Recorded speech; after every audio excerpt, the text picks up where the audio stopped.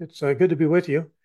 So I'm going to talk about artificial intelligence and what's in it for you and the future, where it's headed. I, I have three parts. Part one is going to be about 20 minutes. We'll address the foundations of AI, the history, uh, how it relates to math. There's a relationship between AI and mathematics. AI is based upon mathematics, and AI can do mathematics, and it's quite a nice, interesting relationship.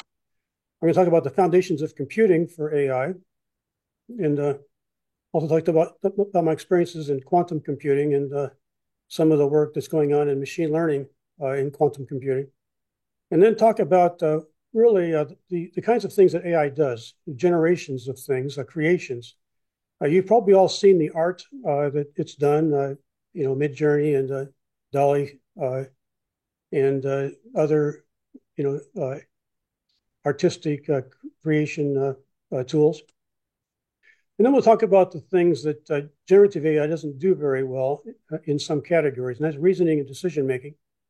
And we'll talk about research that's going on there. And in the process of this today, I will probably identify at least 100 different PhD dissertations that are waiting to happen by somebody, if that's of interest.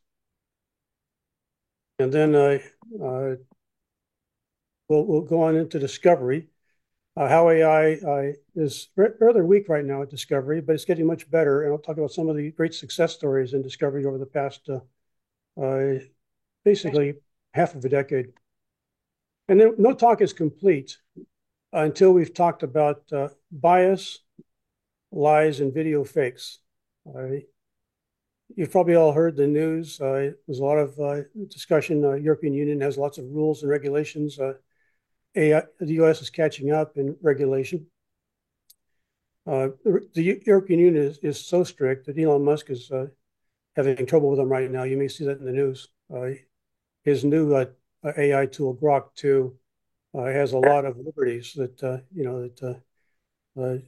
it's much freer in what it does than ChatGPT, the 4.0 version that's out right now that's so popular. It has so many users. And then we'll talk for the next 20 minutes about application examples. And I'll talk about AI for aeronautics and space, and then AI for making money, AI for prosperity, and AI for good of humanity. And then part three, the last 20 minutes, if all goes to plan, we'll have 20 minutes for open discussion. And it'll be questions and answers and also any topics of interest. Along the way, you're going to see that I've planted QR codes so you can do downloads, and then we can go back and visit things, as you have interest. So let's take this example of what AI can do for you. This here is AI. This is ChatGPT 4.0 version explaining the difference between classical computing and the AI. And so it tells us that the traditional computer programming involves a user. Let me get this out of the way here. Writing explicit instructions in the code, and then for a computer to process that data and output to come up with an answer.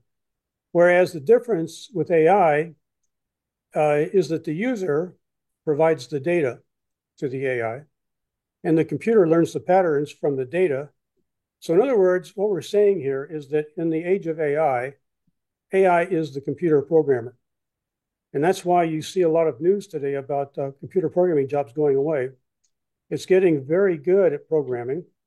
And you're going to see in this talk today, I'm going to highlight the parts of this talk that the AI generated.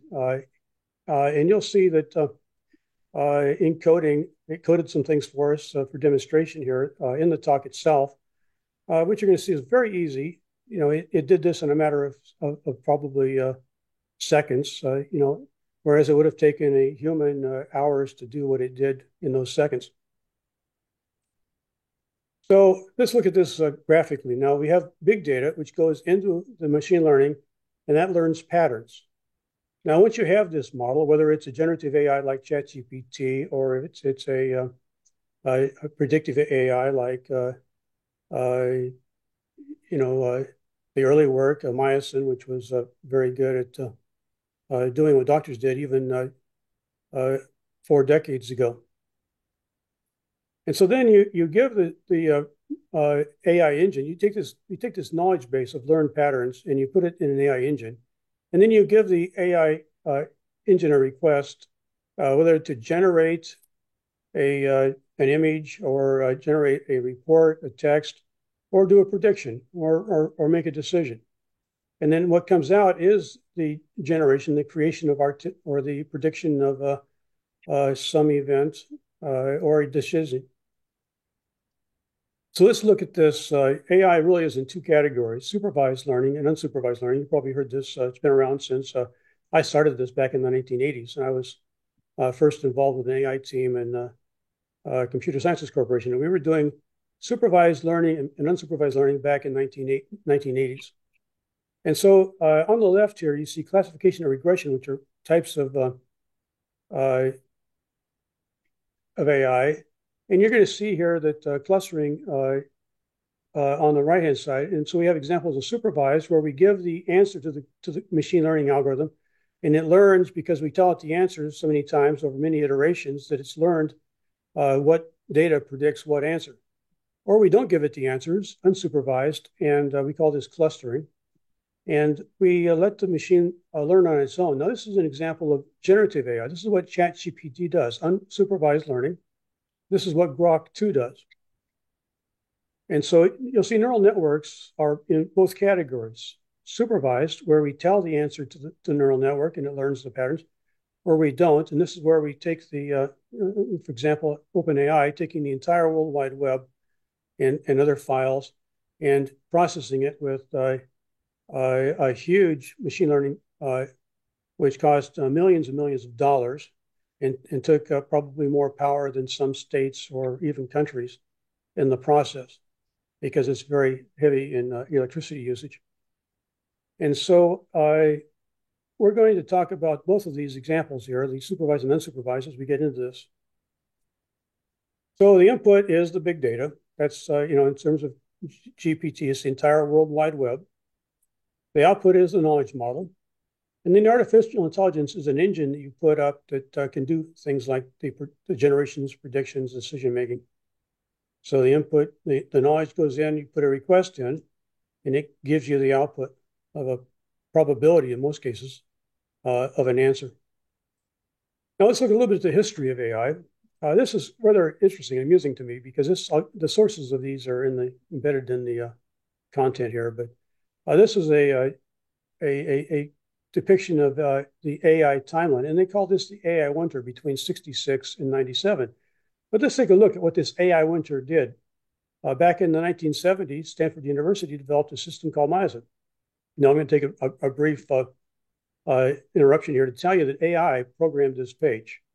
AI programmed it so that I can click on this link here, and AI tells you what this is all about.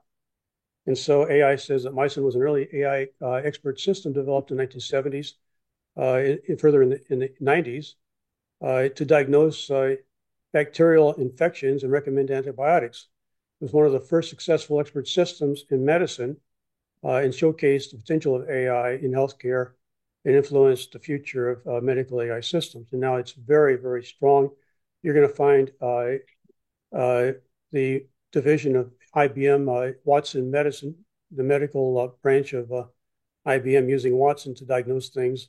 And many others are doing it now, where we're at the point now where the AI is better than the doctor at a precision diagnosis and probably prognosis and even probably precision remedy. So we go along here, we show that in the hardware side, lots was happening. There were a lot of machines being developed and unusual architectures. And so let's look at this Thinking Machines down here. This was done in the early 80s. Thinking Machines Corporation powered up a massively parallel processing computer, and it aimed to create a machine capable of simulating the brain by performing everything in parallel. It was we call it an MPP, massively parallel processing computer. Well, these approaches in the 80s went bankrupt. And I'm going to talk to you in a minute about the new approaches and what happened in the meantime. But let's look back here at this history going forward. You see here it talks about Watson, winning the Jeopardy show and getting $1 million prize.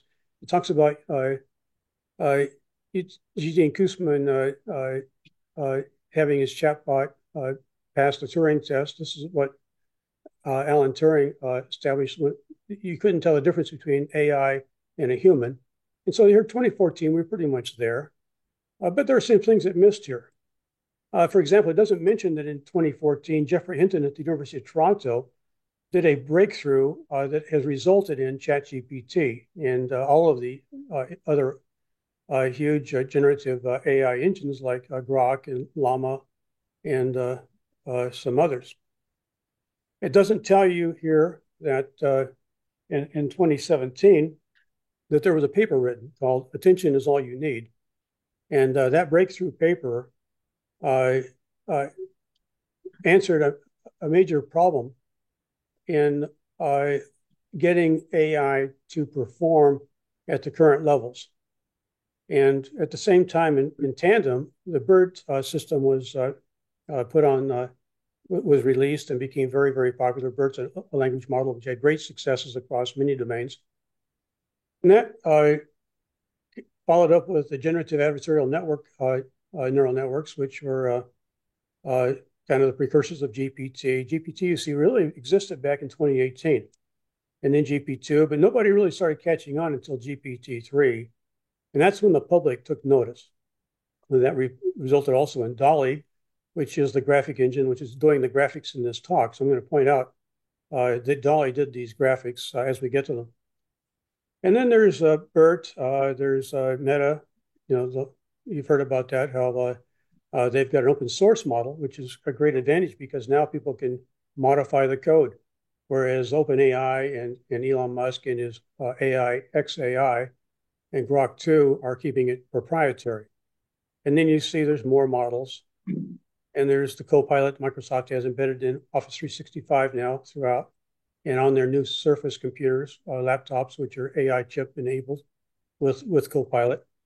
And then you see DALL-E 2 coming out in 22. You see GPT-4 23, and so on, DeepMind's Gemini, Anthropic's Claude, Minstrel AI coming out, all leading up to 2024. And then, of course, IBM is a new push here. And while everybody's been making big press, IBM's been quietly working in the background with major Fortune 500 companies and doing things like Watson Medicine with remarkable results and now embedded in many, many hospitals. We're definitely in the age of practical, useful AI.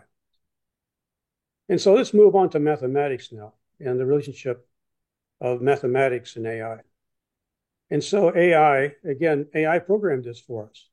I can click on this link and it tells us that, calculus is a very important part, especially in calculating the gradients, because, in AI, the machine learning determines how close you are to the correct answer if you're doing supervised learning. And that requires looking at the gradient. So it's called calculation of the loss. Every neural network does it, every node. We don't have enough time really right now. I'm going to try to get through this in 20 minutes, but we can get back to this. But you can see all of the areas of AI in mathematics that tie together. Discrete mathematics, again, here it tells us about this.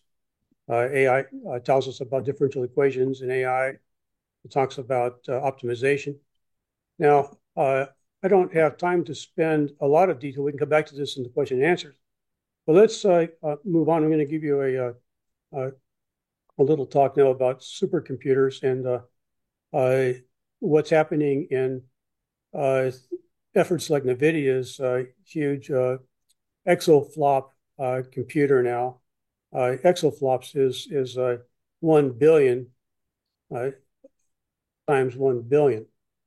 It's 18 zeros after a one. That's the number of operations per second now. Staggering number. But we're going to talk about something else here. We're going to talk about the quantum speedup with a quantum computer, if we can realize that. And so you all know that if you take 2 to the n, and n is 20, that you've gone from 0 to a million in only 20 hops. Now we can talk about algorithms that do quantum speed up at 2 to the n or better. And it's not because in a quantum computer you have qubits, which are the equivalent of a bit in a traditional computer, but we'll talk about that a bit in detail if we have time. But the mathematics behind the speed up in a quantum computer is not really the number of qubits. It's really a much more complicated formula. And so in quantum machine learning, we have, of course, the quantum computer. Now, this here is a cryogenic refrigerator, and the quantum computer is about the size of a dime inside this. And it's at the almost absolute zero temperature. It's colder than space inside this cryogenic refrigerator. So in supercomputers versus quantum computers, we see that really the big difference is that the supercomputer does things sequentially because it's got instruction set, which you may have many processors doing things in parallel, but every processor is doing everything sequentially. In a quantum computer, because it's based on quantum mechanics, everything is simultaneous. And this is what Einstein called spookiness at a distance, because when you split a qubit, it's a particle. It has what we call it is entangled, and these qubits, when you have a few of them, 20 qubits together can do mathematical computations that are far beyond the huge, a large computer, not a supercomputer, but we have some problems with this today. First of all, the supercomputer still has better cost. It's still cheaper hardware to make, and it's still cheaper to operate. It's a much more mature technology. It's much more scalable. Quantum is neither of those. But on the quantum side, we have this incredible efficiency, quantum speed up, and this incredible handling of complex problems that we just can't do with a supercomputer. For example, some of the modeling of the environment, some of the weather models, some of the financial models. Taking today's exaflop supercomputer would take months or years to process some of these models, where a quantum computer can do it in a relative flash. Now, this is revolutionary, and it's revolutionized cryptography. Today, we have quantum involved in securing quantum communications. We have demonstrations of quantum optimization that work. We have research, let me stress the word research, in quantum machine learning and neural networks. But the results work very good in the laboratory. And I'm going to show you today how you can do that yourself. You can log in today and use this thing called Qiskit from IBM. And these are the kinds of things that you can do in this Qiskit little testbed environment on a real IBM quantum computer in real time today. And so you can also use quantum on Amazon, Google, Rigetti has their own version of this.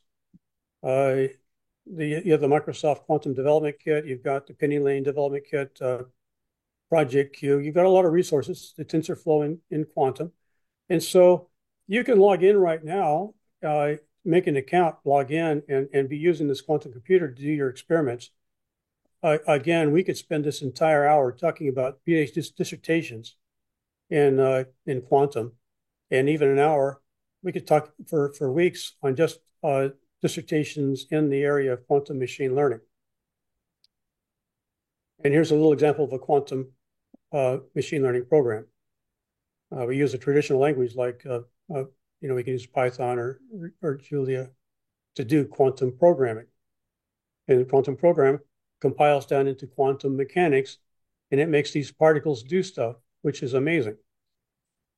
And there's a little two qubits, qubit 0, qubit 1, in an interaction in a quantum program. So anyway, the takeaways are that there's lots of work to be done in quantum machine learning, and it applies to all areas of AI in quantum, and many, many dissertations to be had here. Well, let's move on. Now let's talk about AI in context of creation. This is your generative AI. AI generated the code you see working in this PowerPoint. AI generated the images you see in this PowerPoint later on. AI can do a remarkable job at text to speech, and it can do a remarkable job at speech to text.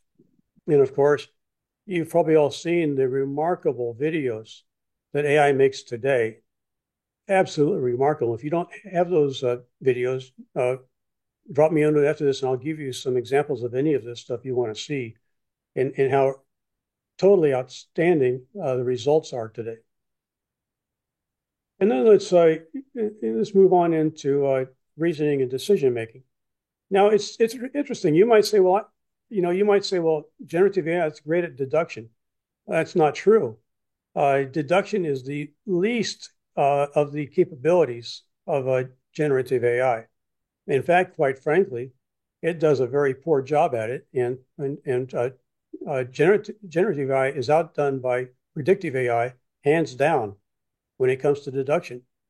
In fact, on that timeline of the history, in there is a project in the 1980s by Douglas Linnet called Cyc, and he spent millions of dollars funded by DoD, and his common sense reasoner outperforms generative AI hands down in terms of reasoning. But it wasn't practical because it was a manual process of typing in those rules. It was formal logic, but you can't do that. First of all, we don't deal with formal, we deal with probabilistic logic.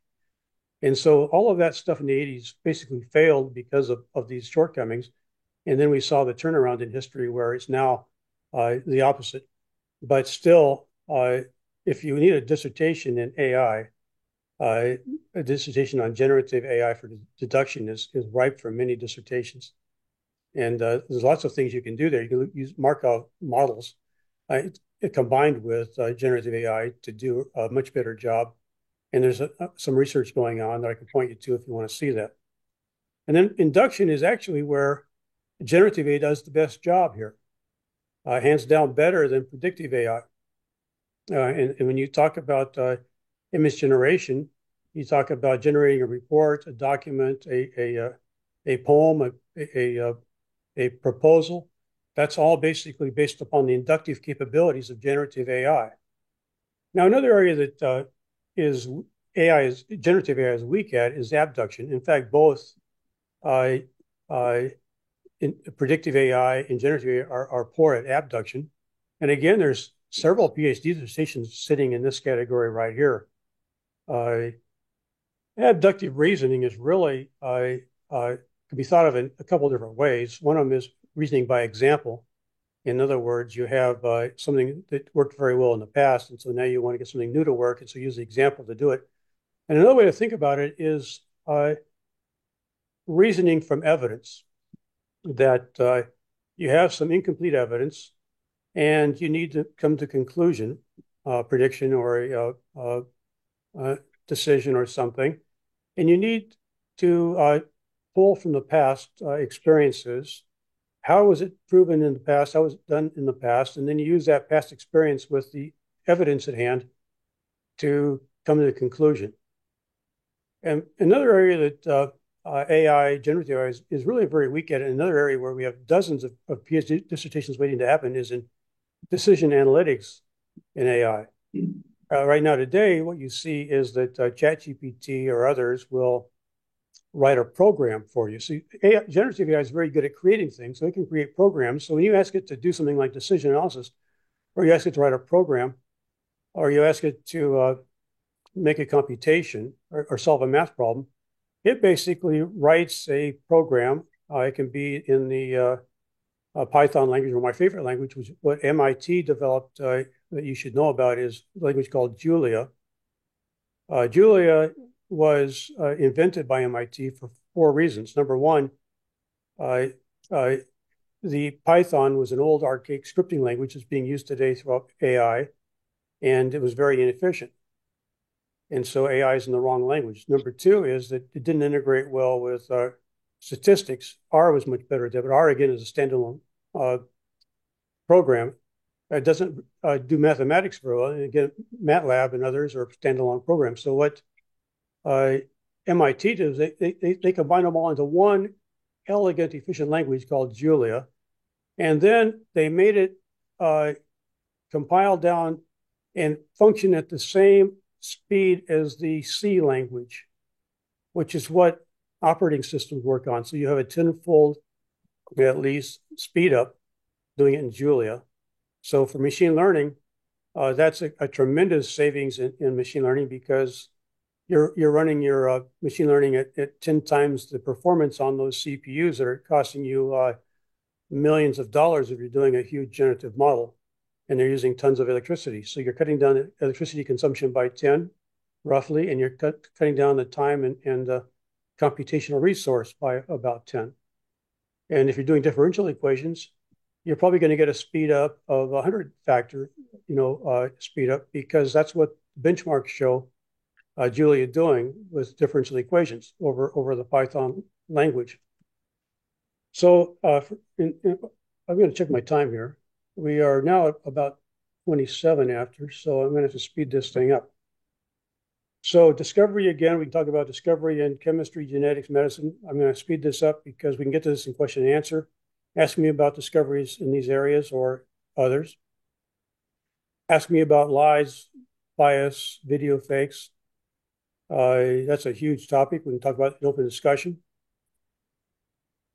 And so these are the areas of where AI tells us that AI can do a great job at improving aeronautics in space. And so I'll give you a QR code here that we can come back to. And that entire list with explanations is on this download file from this QR code. So to save some time, I'm going to have you download that and then ask me questions about this after we get to the question and answer session. We can come back to this QR code too. And so now let's get into the second part, which is applications. Actually, the screen we just looked at was applications. And now we'll talk about AI for profit. And I am the CEO of a company called AI for Profit. And we're using AI for marketing and sales with our partner MarketForce Corporation. We're using big data from many sources. We're using AI to determine the data elements that contribute to making profit, to ROI, and we can price those data elements accordingly. We can offer one-to-one offerings to prospects, where in the old days it was audiences. Now it's one-to-one. AI customizes things beautifully. It's a good area for discussion. It's precision marketing at the right message, right time, on the right topic. And we currently have Fortune 100 customers that are with us. And the mission, of course, AI throughout the company for all products and service offerings. AI for Profit has the right message at the right time to the right person. It does data synthesis and multi-channel ads. Huge pipes and streams of integrated data is what we're in the process of developing. We're using predictive AI for probability. A prospect will buy an offer, best time to sell, best time to send the message, where to send it, which medium, all basically done by AI, because AI can do this much better in seconds and precise timing. And then generative AI is personalizing the ads, so it's one-to-one. We have large profiles on the target, on the prospect, and then we can give it the generative AI can give it a message exactly in the interest of that particular prospect. And then we can tailor it to different media like Facebook, Google, DirecTV, and much more. And so then we use predictive AI, who to message, where to message, when to message, countless others, generative AI, personalization, to a one-to-one precision messaging and tailoring to many different media and doing it in near real time and countless others. So now I got another initiative I want to talk about, and that is AI for political action. And the initiative here is one that we've got going, and we have $4 million to do this, is we're trying to promote fiscal responsibility in the government by using AI to help us with this. And I'm going to talk about that in a second. We want to enhance public awareness of the fact that we're going into debt at $1 trillion every few months, and it's not going to be possible to get out of that if we don't take some responsibility. And we need to improve economic policies. We need to have the people involved in ratifications of amendments, not letting it go haywire with this out of control. I don't know if you saw the news, but China has announced that the AI has lost its world leadership and it will never recover. That will never be world leader again. We have to change that. We need to get on track. We need to increase the average household income. We need to foster bipartisan support. Now, AI can help us in all this. It can educate. It can do generative AI in seconds. It can do fundraising. I'm going to tell you in the open questions, if you want to hear about it, how we have the entire database of all the voters in the entire US of A. And now we can precision target for fundraising for nonprofits for these 501(c)(3)s. And we can do one-to-one messaging to the person's interest, data analysis in near real time, chatbots, virtual assistants to help people understand things and to do things. And I mean, clearly do things. AI can now take actions for you. AI is very good at improving simulation and modeling, social media analysis, voter sentiment analysis, predictive analytics, automated outreach, campaign management. And we're talking about this being done in milliseconds. Now I'm going to talk about another AI application, and now we are at 32 after, so we've got about 8 minutes to finish up the applications discussions. This is my favorite, and I'm going to take 8 minutes to go through this one. I'm going to talk about Adopt a Village. This is an initiative that is also one of my 501(c)(3)s. And I'm going to talk about the situation with Mary. She has a baby and she needs help. Her well is contaminated. She can't drink. It's got disease in it. She can't drink from it. She needs to drink from a trough that the cattle drink, urinate, and defecate in. Her family is getting sick and dying. 85 million people are doing this today. That's the bottom 1%. We talk about AI being for the top 1%. We have Elon Musk and Zuckerberg with Meta and many others making billions of dollars. They're the top 1% benefiting from AI. We need to levelize. We need to democratize. We need to give the bottom 1% equal opportunity with AI. AI for Good is a United Nations initiative at the macro level for sustainability. They don't deal with Mary and her baby, but they care about things like predicting droughts. AI for Good Squared, my initiative, cares about Mary. I'm bottom up. I'm micro level. AI for Good is an experiment at Help Villages. We call it Adopt a Village and adopt it until it's prosperous. And I am the first one to contribute the money to adopt a village. So the United Nations AI for Good takes images like these and can predict droughts and can give advice on agriculture, and they can give it to governments, but they don't do anything for the people down below at the bottom 1%. The CDC can tell us exactly which areas of Africa and Southeast Asia have which diseases and use AI to predict the next pandemic in those regions, or even predicting the spread. But we need to democratize AI for the villagers. Now, let's take the givens here. These villagers are in desperation for water and for help. They're underprivileged, but they're by no means stupid. They're probably equally capable as any of us, including the top 1%. They're the bottom percent because they don't have opportunity. They can take an iPad and that they can speak to in their native language, and that they can point to and click buttons on that is connected to the satellite on the top left corner. And so I've committed to this Adopt a Village where I'm doing the first implementation of the fresh, safe water. I'm putting in the iPad in the satellite, and I'm putting it into the AI for Good Squared cloud, where all this data goes into from the village for the initiative. Now, this is native language, so this is not something of the future. This is here and now today. These people can do this today. The hypothesis: given safe water in a well, solar and AI, a village can prosper. I've got how that's done in the link there. And then given that many ailments are easy to resolve and can be resolved with simple treatments, we take this example here. And again, this is AI generating all of this in the presentation here. The AI generated all these images for us.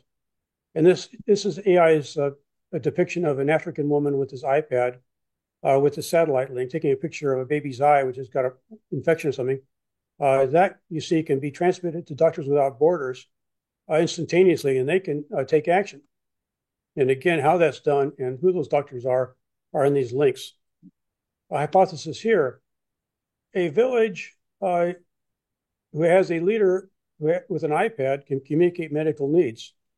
And a Doctors Without Borders can ship a prescription straight to the village, because Amazon, believe it or not, serves within miles of a village that I'm involved with in Zambia, and also other countries. And I'm doing this through a partner. So the real heroes here are going to come up here in the next few minutes. And then another hypothesis here: given the fact that villages are eager to learn, educators can volunteer to develop courseware, and who those are and what that is are in the links in blue there. Hypothesis here: a villager with an iPad can utilize the iPad to augment education in the native language of the village. In those languages, there's about a dozen predominant in Africa, and so those are easily translated to with AI today, all of them, and also Southeast Asia and South America and Caribbean, including Haiti. And so then let's move on. Given if they have basic education, health, and nutrition, a villager can achieve near optimal crop yields in livestock. Again, agricultural partners are shown in the links there in blue, and how it's done are shown in blue. It's all here today. It's not future. It's not 2025. It's here today, 2024. The hypothesis: photos and verbal instructions for adequate planning and sustaining near optimal agriculture are all you need. Now moving on. Given that, again, basic education, health, and nutrition are accounted for the village, they can compete on the global markets. Here's the list of partners and apps that are here today. Again, this is stuff that exists. Hypothesis: photos and verbal instruction provide what is needed to support e-commerce today. AI can promote and match up buyers with a little help from U.S. volunteers through the AI for Good Squared cloud, which receives all this data from the satellite link. And so for a business to grow, you have to have money. And so AI can match up microloans to these villagers. They don't know how to do it. They don't need to know how to do it. They just have something they need to do. A picture and a verbal description goes into the cloud. That gets translated down. It gets matched up to a micro lender, and the micro lender can then deposit the money in their account. They can then grow the business to the next level. So given an AI engine in sales leaded by the company I'm actually that's AI for goods, AI for profit now. The AI can generate proposals for these villagers with just a few words and a picture automatically in a matter of seconds. And so the lenders are in the list there. There's a number of micro lenders willing to participate in this. And then e-banking locations are near the village, so they can easily get the money. All they do is do their stuff, take a picture, say a few words, and everything else happens in the cloud. It is possible today to lift the bottom 1% to compete with the top 1%. It's no longer a dream. It is now a reality. Hypothesis. Villagers can use loans to grow business, compete in the global market. Now, AI did this in a matter of, I think, 3 or 4 seconds. The AI has developed patterns for a project that I'm currently doing in Zambia through Cross International, where they have done the well. They've got the basic agriculture for this one village, and now we're at the point of this e-commerce. And so we now have sewing machines, and with women which were destitute. I mean, these were women that were suffering, were walking 2 miles each day just to get a bucket of water, and then 2 miles back, and that water was tainted with diseases. And those women are now making clothing with sewing machines. And so AI is suggesting that if they take the templates that AI gives them and the instructions, and if they do a good job, and then they take a picture, it's transmitted on the satellite up to the web. The web puts it into the e-commerce, and before they know it, they could be selling one article of clothing for more money than the village made in the entire year last year. So lifting them out of poverty with AI is a reality here and now today. And so here's a picture of this sewing project. It's a rendition made by AI of the woman with Cross International, who's my partner on this, with one of the women in Zambia with her sewing machine, receiving a microloan for $5,000. Now, given already existing Cross International projects, they're the partner, AI tools and a mentor, such as the woman here in the picture, helping the African woman. Grants and microloans, that is AI does things in getting the money available, and then it can help with things like the processing, payroll, and supplies, and all the stuff that needs to be shipped to make their business sustainable. But again, these are people which were destitute and in suffering months ago, now they have the opportunity to compete, to go from the bottom 1% to compete with the top 1%. Hypothesis. Clothing and sewing can be successfully taken to global e-commerce market. And so here is a picture of a woman walking for 2 miles with her daughter to get water, and then walking 2 miles back, and that water is tainted from a dirty mud hole. AI can empower women today, can empower men today, it can empower anybody in the bottom 1% or anywhere between to compete with an equal democratized playing field. And here's the partner, Cross International, and here's footage that they've taken from their women and children going from desperation, hopefully, to prosperity.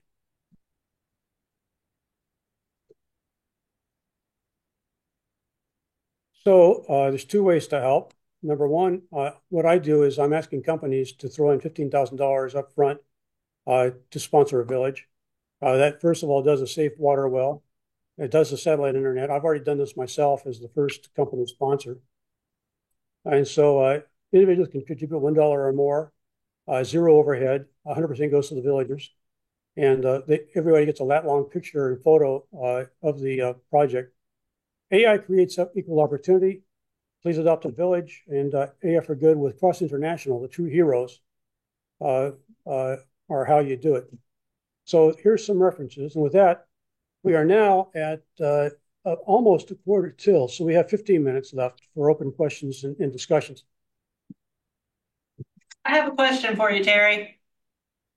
I Yes. love how you talked about the history of AI. That was great for me.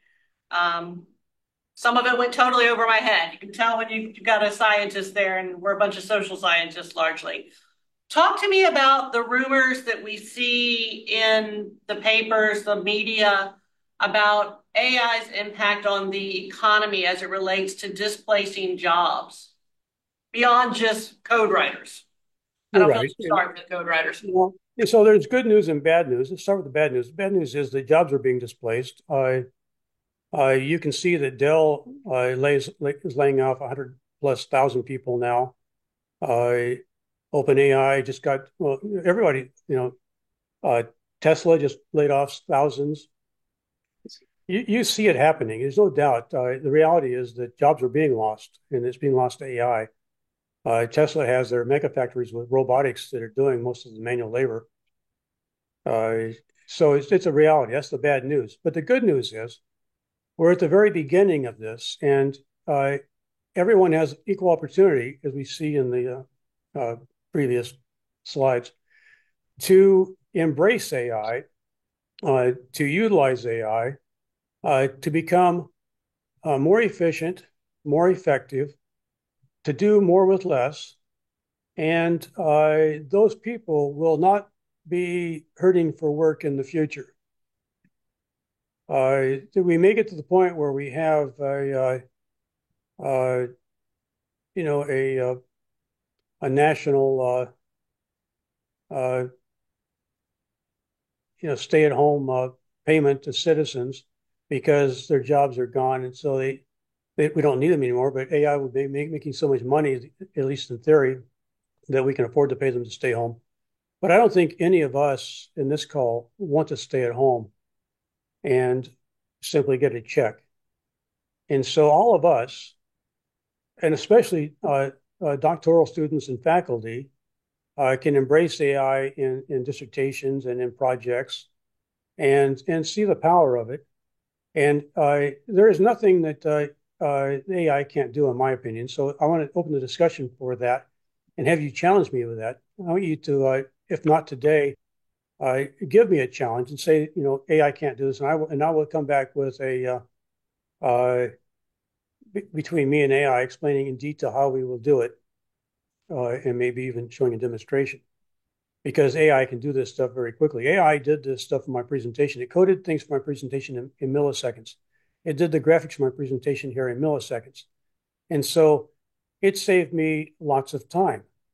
I did this presentation in a fraction of the time it would have taken without AI.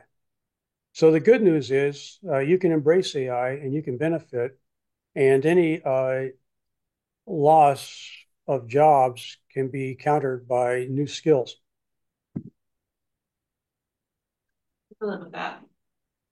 Terry, you mentioned that deduction was its AI's weakest link right now. Right. Do you think that gap will be caught up quickly? Well, we can do deduction very, very well with AI. It's just that the current models, and so I, in many regards, I think we're going to have to do, and this is again where I think that we're on the verge of we have the opportunity to do many dissertations. You can do this Emory-Riddle dissertations where we combine techniques. For example, combining Markov models in AI. Very, very powerful. Maybe even the use of Bayesian networks, Bayesian probability in AI.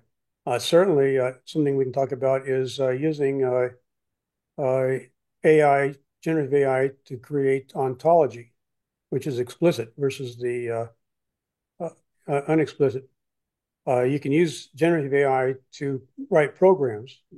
And so you could technically write a program to do deduction and then test that program. But I wouldn't ask generative AI to do deduction. I'd ask it to write me a program. And so there's room for dissertations there on how we would do a better job of making generative AI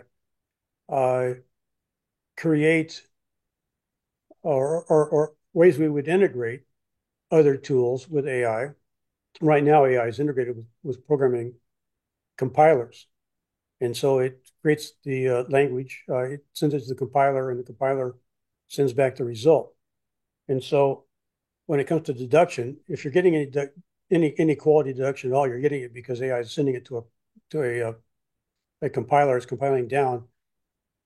So, going back to uh, predictive AI, today you can do deduction very well with probabilistic reasoning. You do it very well with first order logics, formal logics. Psych did a very, very good job in the 70s or 80s, or I guess it was closer to the 80s, middle of 80s. And so in these references on this screen here, you're going to find psych referenced in there, and it's a tremendously good deductive engine. The trouble was it was just too labor intensive. And so then there's room for dissertations on how do we do what psych did better with the new AI, with generative AI, with combined models.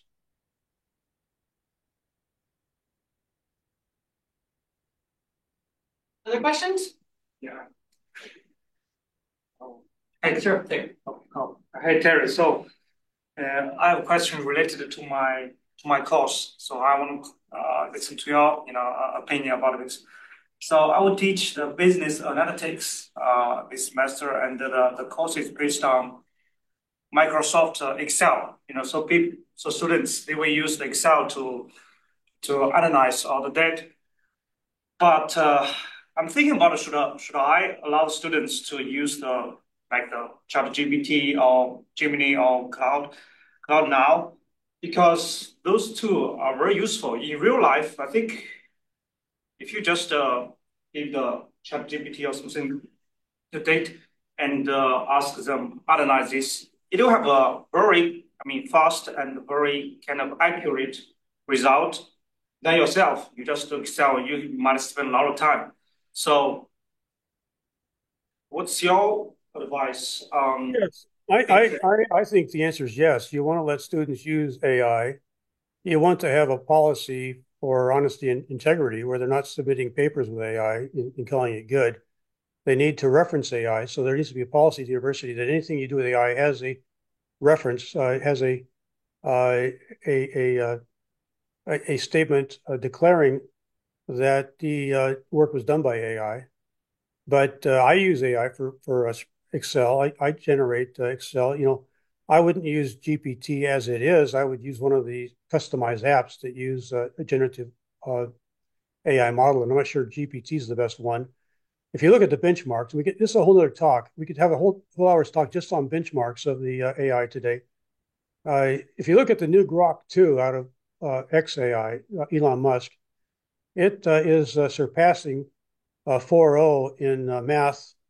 And for that reason, it would be a better choice for doing generating mathematical functions for insertion, or for doing data analysis using math,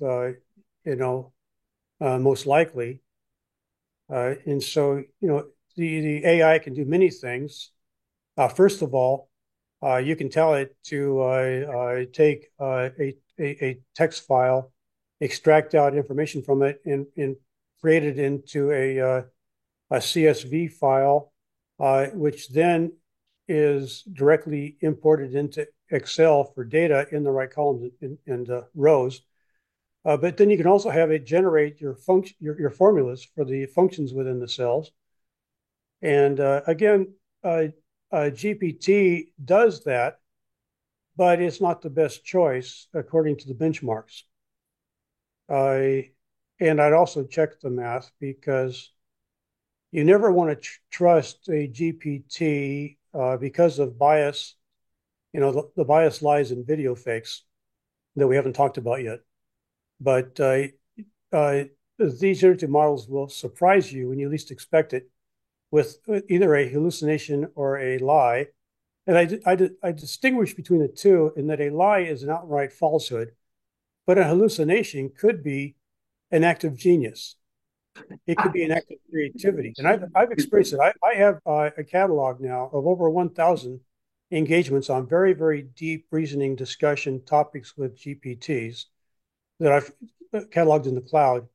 And I can point to a number in brain science and even in talking with neuroscientists where the GPT has suggested a solution to a neuroscience problem that they had not considered, which is a forerunner of the solutions.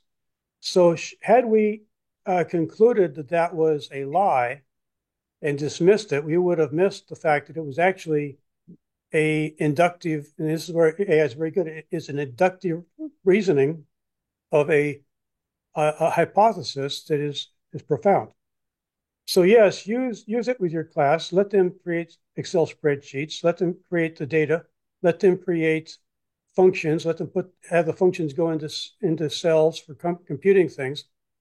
But have them also have the policy at the university be one that they are going to be required to give full disclosure and credit to AI where it's done its thing. Thank you. Thank you. Dr. Jensen, I have a question for you. So I think we've talked a lot about how AI works, but I think the first thing that comes to mind is that over the past several months, Wall Street has really hammered the Microsoft, Amazons, the Googles, and the other technology companies because they're putting too much of a stake into AI. So they've really somewhat downgraded them.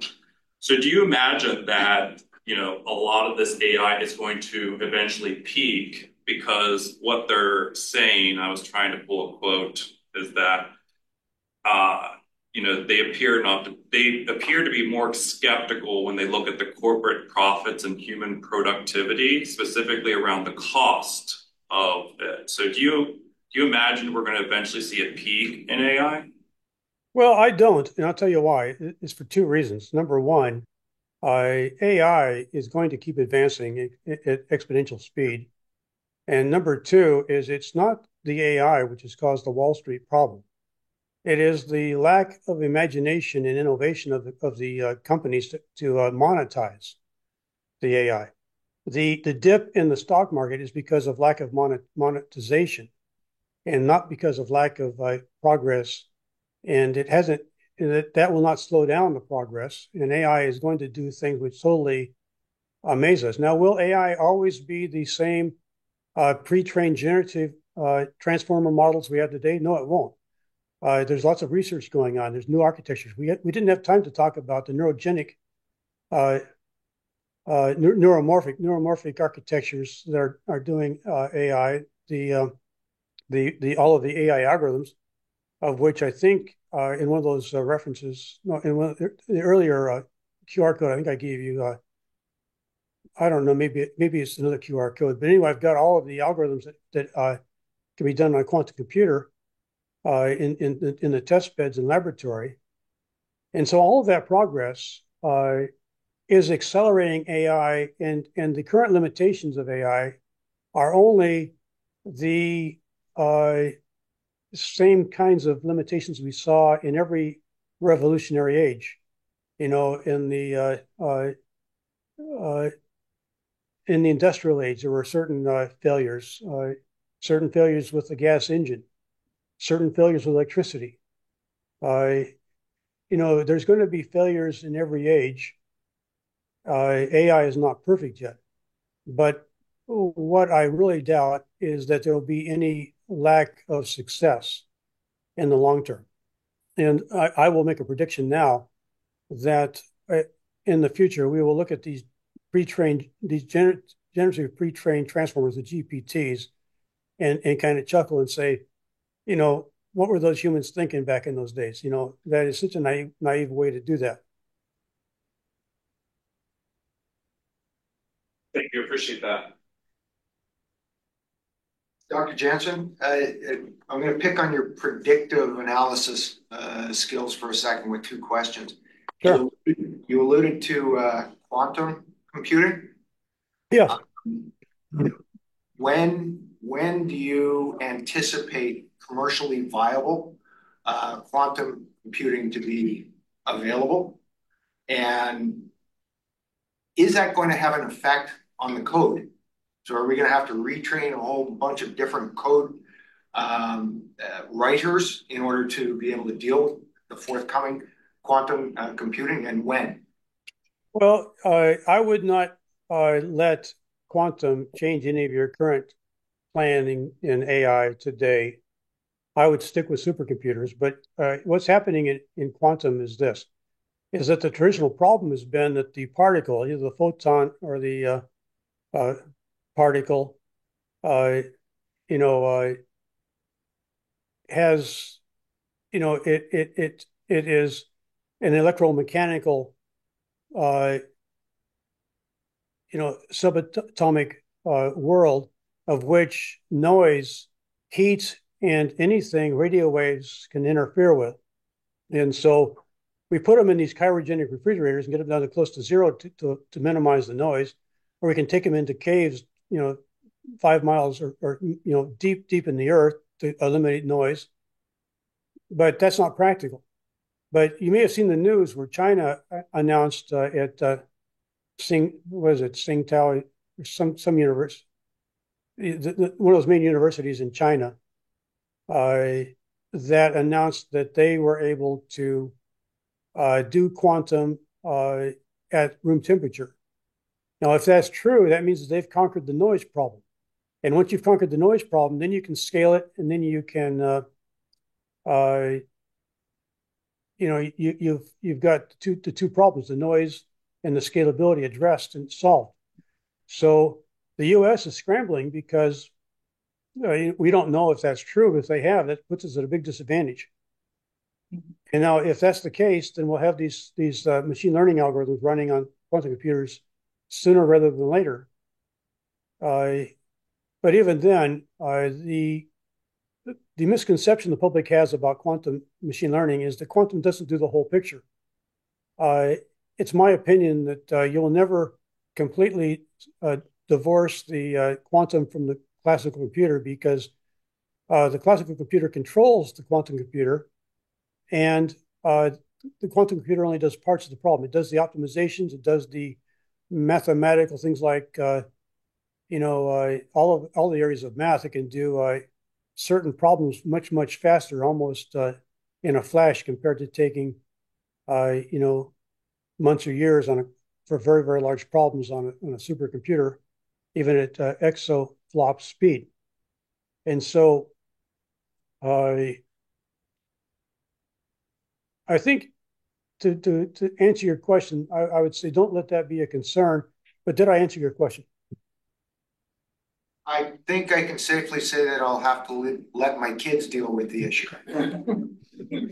Well, the truth is that in our careers, I don't expect to be using a quantum computer to do a huge machine learning run because we're just too far out for that. Harry, thank you so much. Okay. Very good. Thanks for having me.